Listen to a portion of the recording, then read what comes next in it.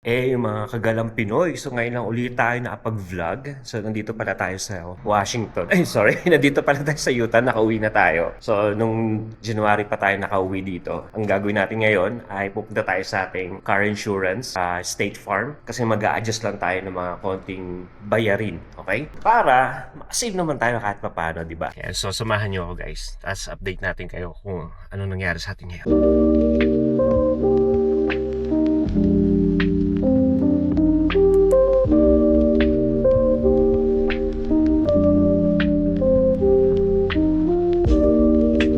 Left.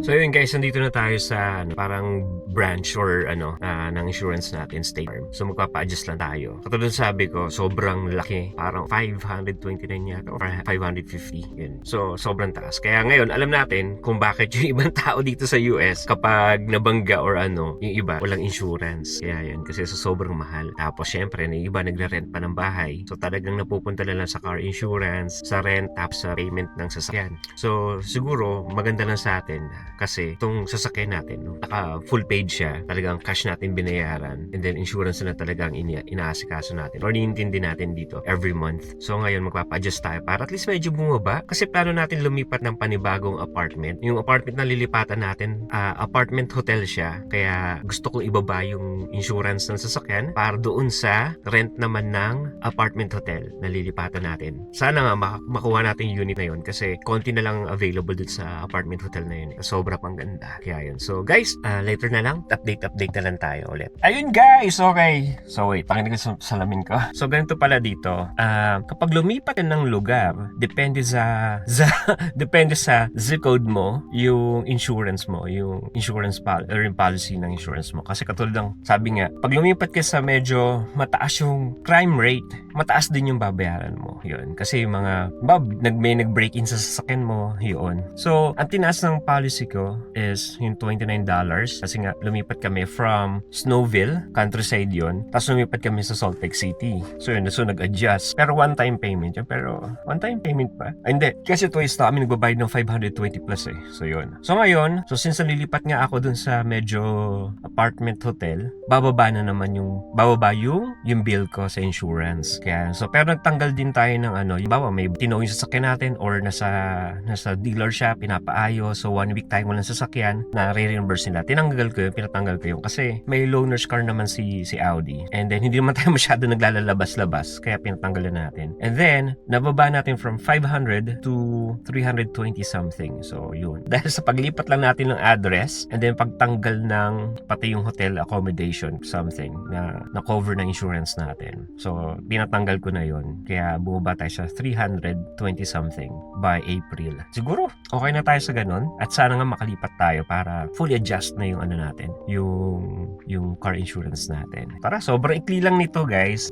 Adan tayo ng Costco kasi may tatanungin pala ako kasi nga yung tawag ba dito? Yung membership card ko parang hindi ma-activate sa application nila. Tara na. Guys, nandito tayo sa Costco.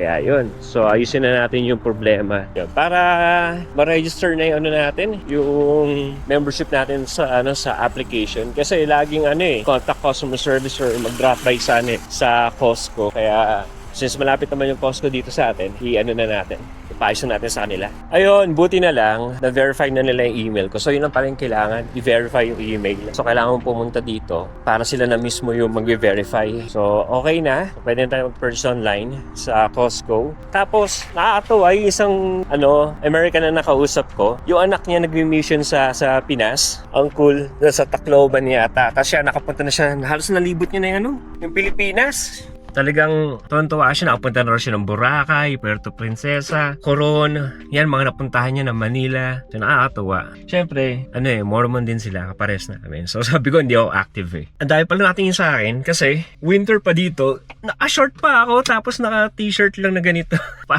parang weirdohan yata sila. Yeah, anyway, so tapos na tayo.